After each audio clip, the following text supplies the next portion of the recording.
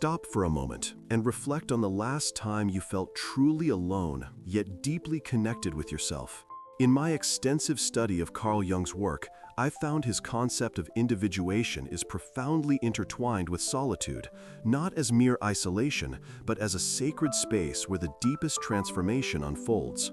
Today, I want to invite you into this rich dialogue, uncovering how solitude is not a withdrawal from life, but the essential crucible where the journey toward wholeness begins. Jung discovered that individuation is the process by which a person becomes a unique, integrated self, distinguishing themselves from the collective norms and unconscious patterns that often dictate behavior.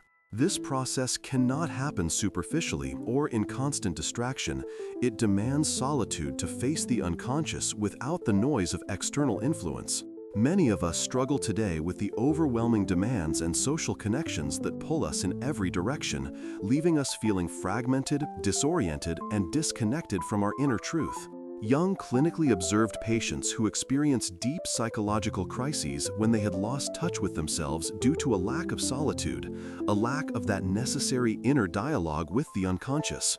Through my research of Jung's theories and case studies, I have encountered numerous examples where patients' breakthroughs happened only after they faced themselves in quiet solitude, confronting shadow aspects they had denied or projected onto others. This reveals an urgency for us now to reclaim solitude as a healing space for individuation, especially in a world that often values constant connectivity over deep self-awareness. The key discovery Jung made here is that solitude is not about loneliness or avoidance, but an active engagement with the self, that archetypal center of our psyche, which guides us towards integration and authentic individuality.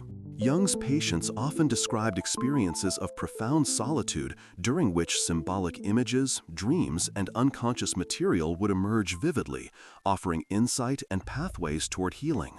This relationship challenges the common fear of being alone by framing solitude as an invitation to relationship with the deeper layers of the psyche. Unlike superficial escapism, Jung's model shows us how solitude facilitates the confrontation with our shadow, the parts of ourselves we hide, reject, or fear. Without solitude, integration remains incomplete, and the psyche remains fragmented, leaving us susceptible to neurosis or feeling lost in the crowd. One vivid case Jung discussed was of a woman who began her individuation process only after retreating into solitude, where she encountered her anima figure in dreams, allowing her to reconcile inner masculine and feminine elements. This demonstrates how solitude is the fertile ground where unconscious potential can flower into conscious wholeness.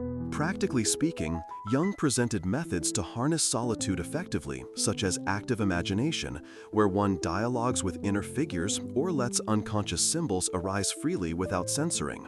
He emphasized the importance of creating sacred or personal spaces and times for retreat, not as avoidance, but as active engagement with the self.